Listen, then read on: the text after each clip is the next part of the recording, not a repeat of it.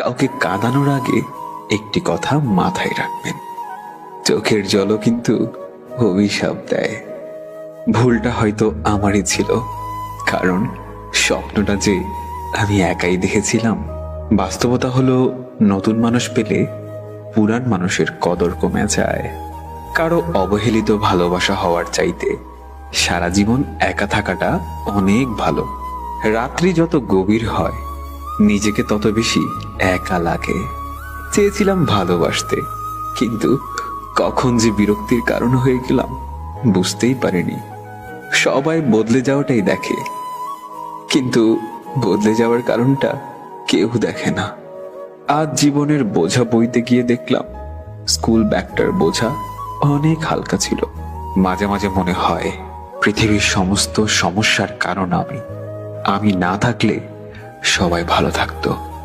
নিজের বিবেককে অন্ধকারে রেখে অন্যের বিবেক নিয়ে খেলা করার নামই স্বার্থপরতা।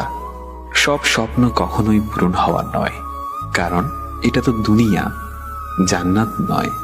কিছু হারিয়ে গেলে যতটা না কষ্ট হয়, তার চেয়ে বহুগুণ বেশি কষ্ট হয় কেউ বদলে গেলে। সময়টা সেই আগের মতোই আছে, কিন্তু আগের মতো আনন্দটা এখন আর নেই। কষ্টের পরিমাণ যখন অনেক হয়ে যায়, তখন মানুষ আর কাঁদে না, তখন মানুষ চুপ থাকতে শিখে যায়।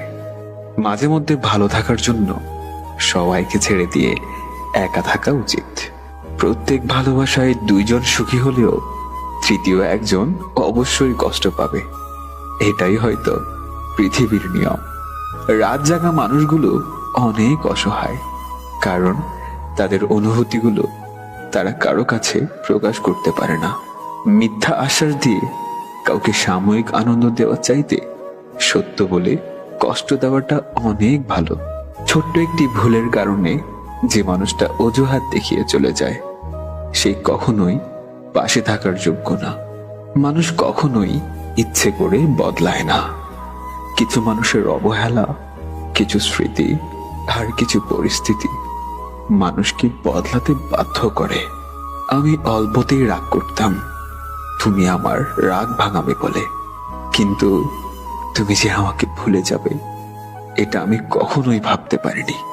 হয়তো আমি সত্যিই ব্যর্থ, কারণ আমি কখনোই তোমাকে বোঝাতে পারিনি তোমাকে কতটা ভালোবেসেছিলাম। বড় হবার পর বুঝলাম, এখন যতই খারাপ লাগুক তারপরেও চিৎকার করে কাঁদাটা কেন জানি শোভা পায় না।